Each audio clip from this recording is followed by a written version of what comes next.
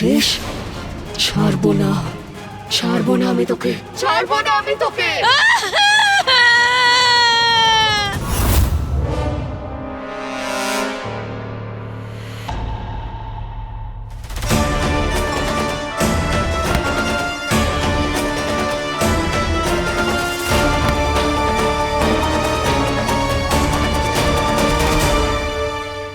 তোমাকে আবারও অনেক অনেক ধন্যবাদ তিন্নি। তুমি আরো একবার আমায় বাঁচিয়েছো, না হলে কি জানি আজ কি হয়ে যেত। এটাই ভালো যে তুমি ঠিক সময় জেঠিমা আর আলিয়াকে আমাকে নিয়ে যেতে দেখেছিলে। গয়নাকে তো ওরা দেখে ফেলেছে, এবার তিন্নিকেই কিছু একটা করতে হবে। আর ঠিক সময়ে লাইট অফ করে দিয়েছিলে।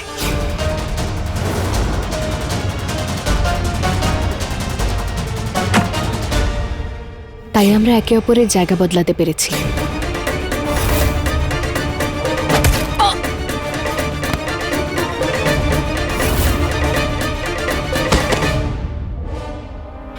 উঠো গয়না।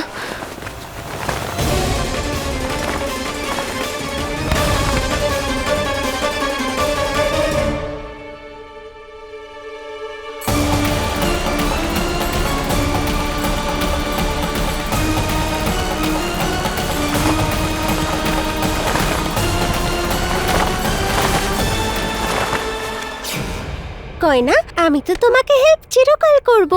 আর তাছাড়া আমাকে তো আয়ও বলেছিল তোমাকে আর বেবিকে প্রোটেক্ট করার জন্য, তাহলে করব না?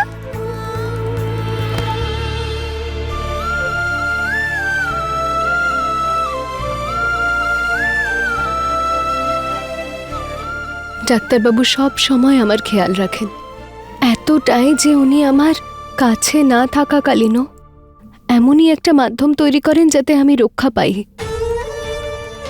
যদি যদি আমি ওনাকে এইভাবে রক্ষা করতে পারতাম। জানি না ডাক্তারবাবু কোথায় আছেন, কি পরিস্থিতিতে আছেন। হে ভোলানাথ, কিছু একটা করুন যাতে তাড়াতাড়ি আমি ওনাকে খুঁজে পেয়ে যাই।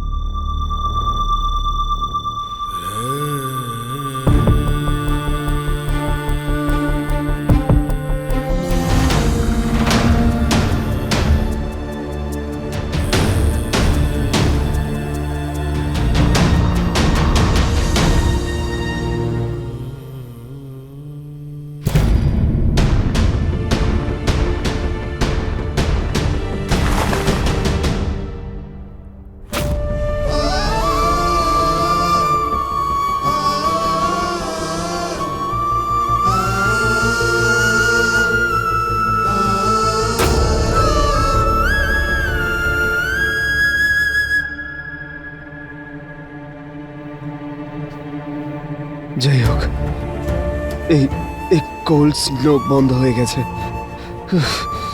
না হলে আমি বাঁচতাম না। আমি জানি এটা গয়নার প্রার্থনার ফল যে আমি ঠিক আছি। এখন আমাকে যেভাবেই হোক গয়নার আমার বাচ্চার কাছে পৌঁছতেই হবে।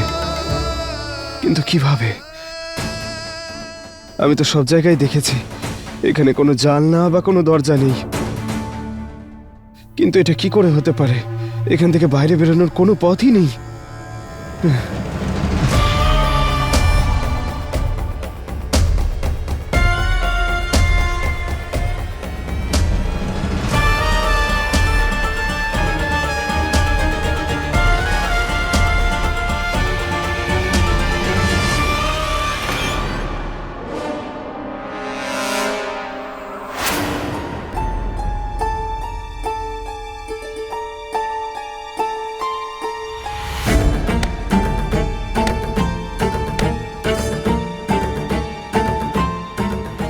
এই তারটা কোথা থেকে এলো?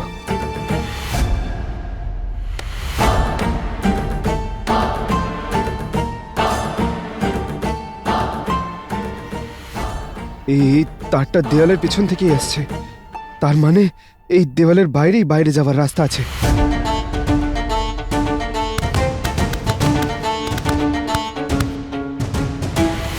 কিন্তু এখানে তো কোনো দরজা নেই। কিন্তু তার যখন পেয়েছি তখন কোথাও না কোথাও আছে নিশ্চয়ই।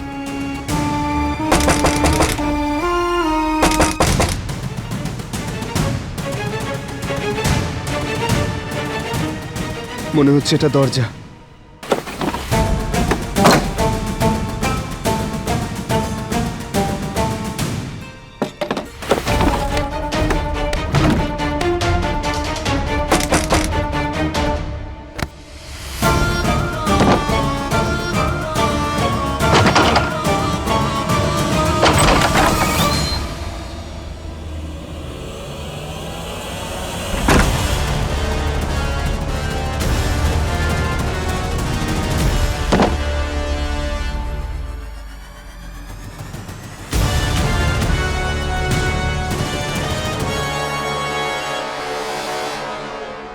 এ কেমন রুম?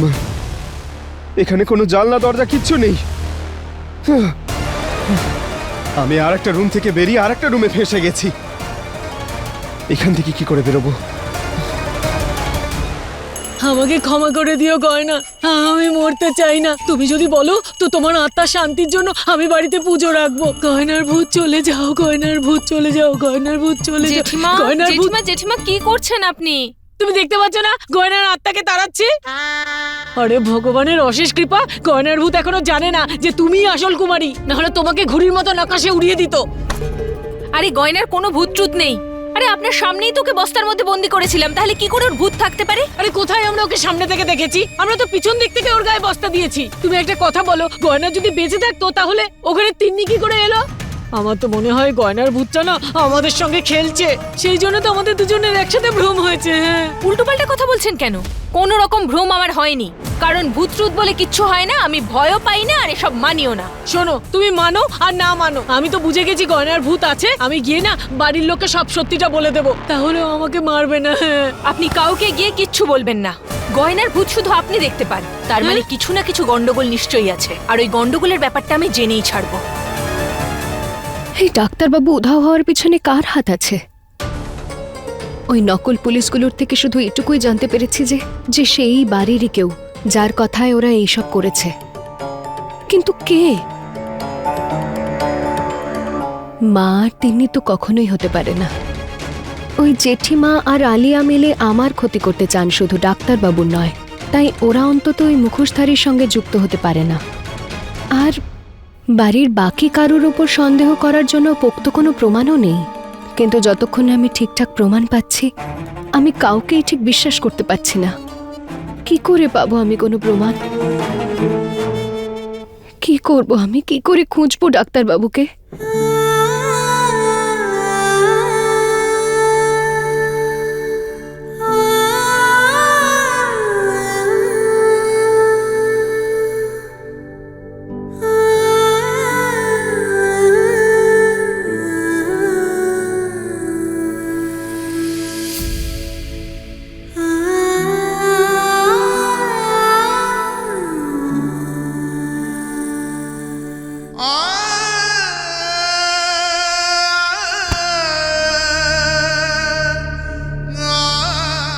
অনেক চেষ্টা করেছি আমি এখান থেকে বেরোনোর,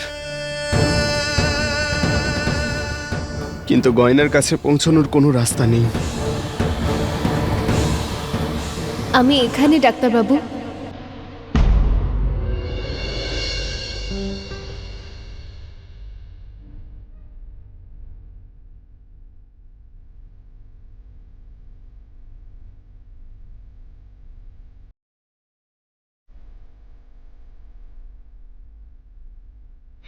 कैसे बहे गंगा सूरज के आंग।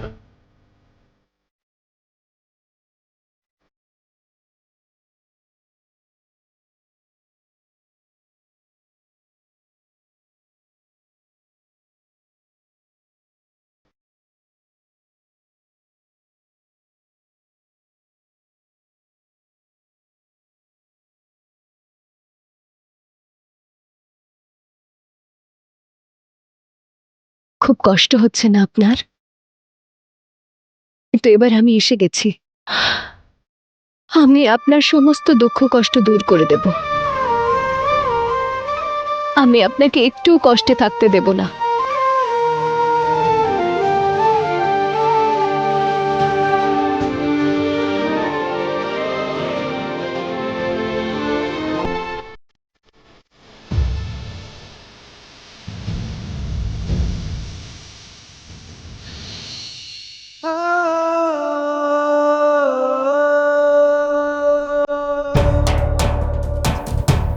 গয়না, আমি জানি তুমি সেই মানুষটাকে খুঁজে বের করবে যার জন্য আমরা একে অপরের থেকে দূরে গেছি,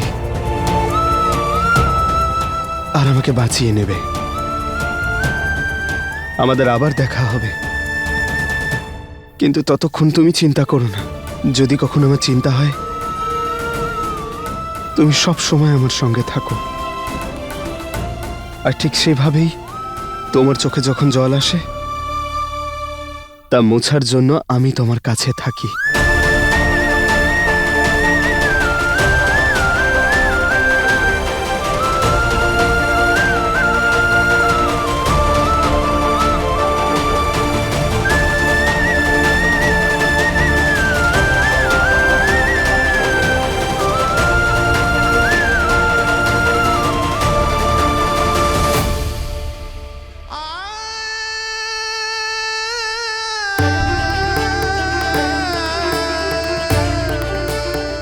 গয়না,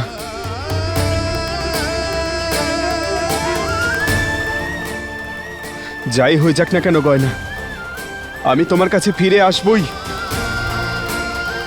আর আমরা দুজন আবারও এক হব।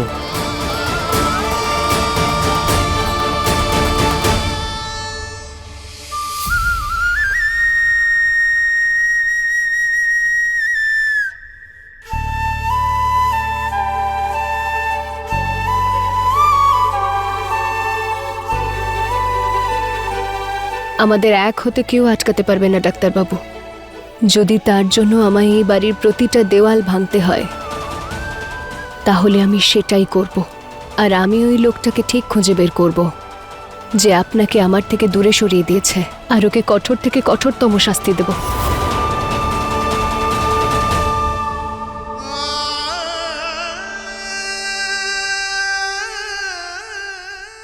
আয়ুষ, তুই কোথায় চলে গেলি বাবা? তোর কথা আমার খুব মনে পড়ছে বাবা।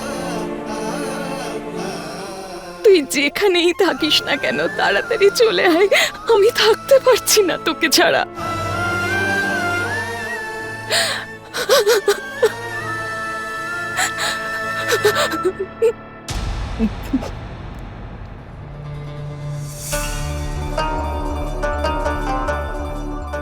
যখনই দেখো কান্নাকাটি করছে, ওর এরকম ন্যাকামির জন্য আয়ুষ্মান চলে গেছে এখান থেকে। এতটা নিষ্ঠুর তুমি কি করে হতে পারো? কথায় কথায় তুমি আমাকে দোষ দিয়ে যাচ্ছ। এমন কি করেছি আমি? কি করেছো তুমি? আরে জীবনটাই বরবাদ করে দিয়েছো।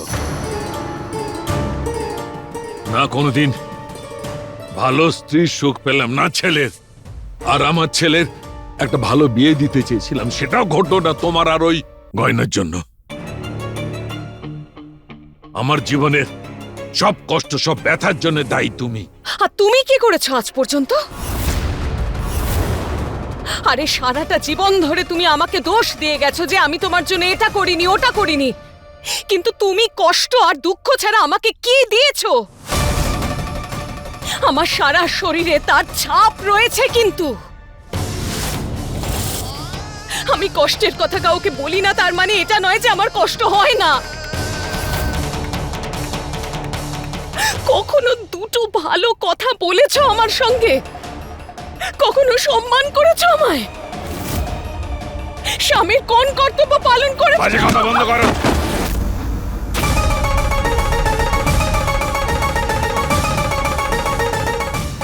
নাটক শুরু করলো। ব্যাস, অনেক হয়েছে বাবা। এতদিন আমি সম্পর্ককে সম্মান করে চুপ করেছিলাম, কিন্তু এবার আমি আর মায়ের উপর কোনো অত্যাচার সহ্য করব না। আমি চুপ করে থাকবো না।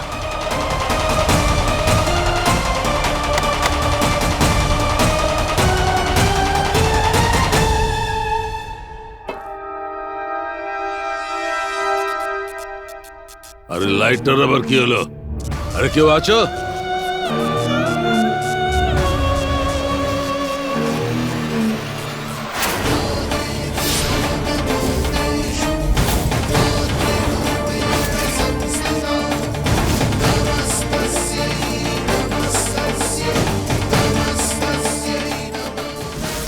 এত সাহস কি করে হয় আমার মায়ের গায়ে হাত তোলার? তুমি তো মারা গেছো। মরে গেছিলাম আমি, কিন্তু আমাকে ফিরে আসতে হয়েছে। আমায় আসতে হয়েছে কারণ তোমায় শাস্তি দেওয়ার জন্য, কারণ তুমি মানুষ নও, শয়তান। এবার আমি ছাড়বো না তোমাকে। ক্ষমা করো আমায়, ভুল হয়ে গেছে, ক্ষমা করো, ভুল হয়ে গেছে, ক্ষমা করো। এই হাতটা তুলেছিলে না তুমি আমার মায়ের উপর, এই হাতটাকে তোমার শরীর থেকে আলাদা করে দেবো। ক্ষমা করে দাও আমাকে, এবারের মতো ক্ষমা করো। একটা শেষ সুযোগ দিচ্ছি আমি তোমাকে। যদি আরো একবার আমার মাকে বিরক্তও করেছো, বা ওনার উপর হাত কেন আঙুলটাও তোলার চেষ্টা করেছো না, তাহলে সোজা নরকের দরজা দেখিয়ে দেবো আমি তোমাকে। ওরে বাবা রে,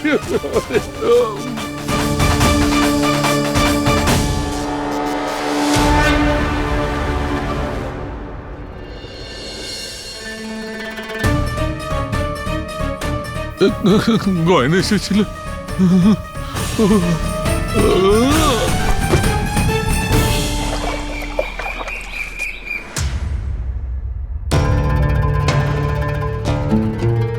এই সময় সবাই নবরাত্রির প্রস্তুতির জন্য ব্যস্ত আছে। এটাই সঠিক সময় প্রমাণ জোগাড় করার, আর এটা খোঁজ লাগানোর যে কে এমন আছে এই বাড়ির মধ্যে যে আমাকে আমার ডাক্তারবাবুর থেকে দূরে সরিয়ে দিয়েছে। ওই আলিয়া আর জেঠিমা তো মুখোশধারীর সঙ্গে কোনোভাবে যুক্ত নয়, কিন্তু তাও ওরা আমার সন্দেহের তালিকায় রয়েছে।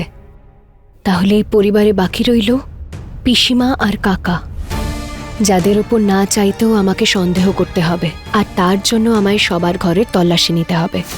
হতেই তো পারে আমি সেখানে কোনো একটা প্রমাণ পেয়ে গেলাম। কারণ যাই হয়ে যাক, আমি ওই মুখোশধারীকে যে এই সব কিছু করছে তাকে খুঁজে বার করবই। নন্দলাল, পূজা সামগ্রী সব এখানে নিয়ে এসে রাখো, আর সুন্দর করে সবকিছু যেন সাজানো হয়, কোনো কিছুতে যেন খামতি না থাকে। হ্যাঁ দাদা, সব ঠিক মতন হয়ে যাবে। আমি সবাইকে বুঝিয়ে দিয়েছি যে কে কোন কাজটা করবে, সব ঠিক হয়ে যাবে। কমলা, হ্যাঁ, আমি বলছিলাম যে পুজোর আয়োজন সব ভালো মতন হচ্ছে তো? হ্যাঁ দিদি, একদম চিন্তা করবেন না। দাদাকেও আমি বললাম যে সব ঠিক মতন হয়ে যাবে।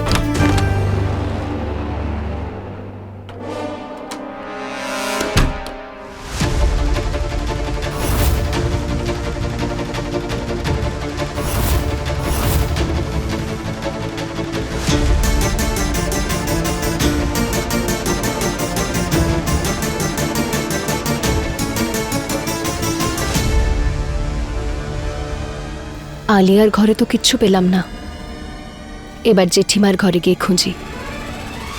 চলো। জানো কি, আজ একটা শুভ দিন। আমি এটা চাই যে তুমি আমাদের সম্পর্কের ব্যাপারে আজকে পরিবারের লোককে জানাও। কি বলছো তুমি? আমি এটা করতে পারবো না। দেখো, কিছুদিন বাদেই আমাদের বিয়ের 25 বছর পূর্ণ হবে। প্রত্যেক বছর তো শুধু তোমার ছবির সঙ্গেই সেটা পালন করেছি।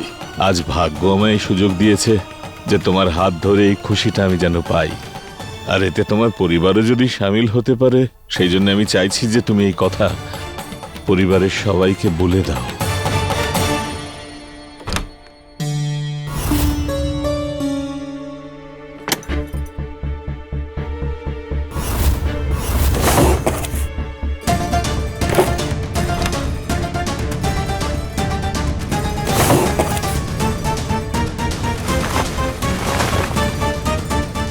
যদি কেউ শুনে অনর্থ হয়ে যাবে। বিরাজ যা কিছু করেছে, তারপরে যদি সবাই জানতে পারে যে তুমি বিরাজের বাবা,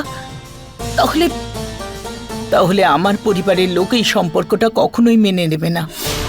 আর তাছাড়া এখনো তো আয়ুষ্মান কোথায় সেটাই জানতে পারিনি। এই অবস্থায় আমি কাউকে কিছু বলতে পারবো না।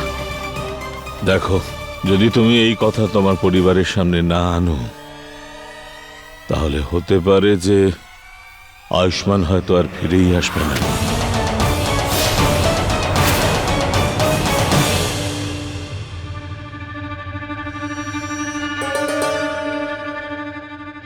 কালকে রাতে সত্যি কি আমি গয়নার ভূত দেখলাম, নাকি বেশি নেশার জন্য মাথাটা ঝিমঝিম করছিল? কি কি বলতে চাইছো তুমি? আয়ুষ্মানকে আর কখনোই পাওয়া যাবে না মানে কি বলছো? আমি এটা বলতে চাইছি যে আয়ুষ্মানের ফিরে আসা বা না আসা তোমার এই কথা বলার উপর তো আর নির্ভর করছে না। তুমি এইভাবে ওর অপেক্ষায় রয়েছো, কখনো না কখনো তো এসেই যাবে। এমনটা কখনো হবে না। রাঘব, এখন আয়ুষ্মান আসবে না। কি বলছো তুমি এসব? সত্যি বলছি, কোথায় না কোথাও ওকে খুঁজেছি, পুলিশের কাছে মাথা খুঁড়েছি, না পুলিশ পেয়েছে না আমরা। তার মানেটা কি বুঝবো?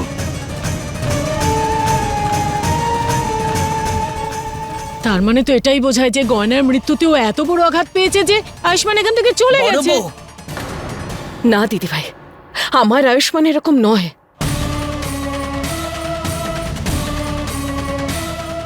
গয়না চলে যাওয়ার পর ওর মন খারাপ হতে পারে, ও দুঃখ পেতে পারে, কিন্তু আমাদের ছেড়েও চলে যাবে না। দেখুন, খারাপ ভাবে নেবেন না, অনেক কিছুই তো ঘটতে পারে। আর এমন তো ব্যাপার নয় যে আপনাদের বাড়ি থেকে আগে কেউ পালায়নি।